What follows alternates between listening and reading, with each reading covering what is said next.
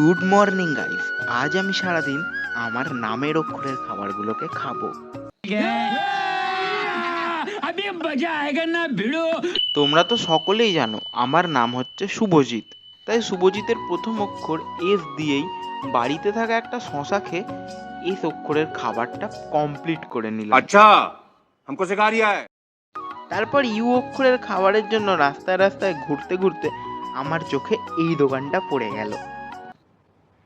क्या क्या बात कर रहे हैं? ওখান থেকে একটা আঙ্কেল চিপসকে ইউ অক্ষরের খাবারটাও কমপ্লিট করলাম। হ্যাঁ, তারপর হাঁটতে হাঁটতে চলে এলাম পড়তে। बताओ कौन सा सब्जेक्ट अच्छा लगता है? आर्ट कौन सब्जेक्ट अच्छा लगता है? बैगन। স্যারের বাড়ি থেকে বেরিয়ে আমার চোখে পড়ল এই দোকানটা।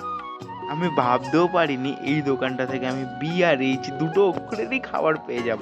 তাই বারবান বিস্কুট খেয়ে বি অক্ষরের খাবার আর হিট অ্যান্ড রান বিস্কুটটা খেয়ে এইচ অক্ষরের খাবারও কমপ্লিট করে নিলাম।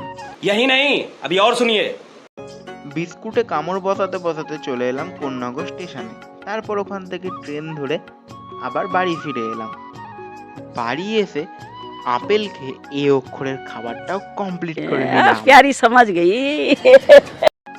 তারপর যে অক্ষরের খাবারের জন্য এই দোকান থেকে নিয়ে নিয়েছিলাম দুটো just jelly lozenge. Just jelly লজেন্সকে যে অক্ষরের খাবারটাও কমপ্লিট করলাম। তারপরে এই আইসক্রিমটা খেয়ে আই অক্ষরের খাবার কমপ্লিট করলাম। কিন্তু আইসক্রিমের প্যাকেট খুলেই দেখি আইসক্রিমটা পুরো গলে গেছে। কিন্তু अगर हम करें तो करें क्या, बोले तो बोले क्या? একদম লাস্টে টি অক্ষরের খাবারের জন্য রান্নাঘরে উঁকি ঝুঁকি মেরে এই টমেটোর সসটা খেয়ে টি অক্ষরের খাবারও কমপ্লিট করে নিলাম। আর হ্যাঁ, তোমাদেরকে বলছি, তোমাদের যদি এই ভিডিওটা ভালো লাগে তাহলে আমাকে অবশ্যই কমেন্ট করে জানিও। আর এই চ্যানেলে নতুন হয়ে থাকলে চ্যানেলটা সাবস্ক্রাইব করে দিও। দেখা হচ্ছে একটা নতুন ভিডিওতে, ততক্ষণের জন্য বাই।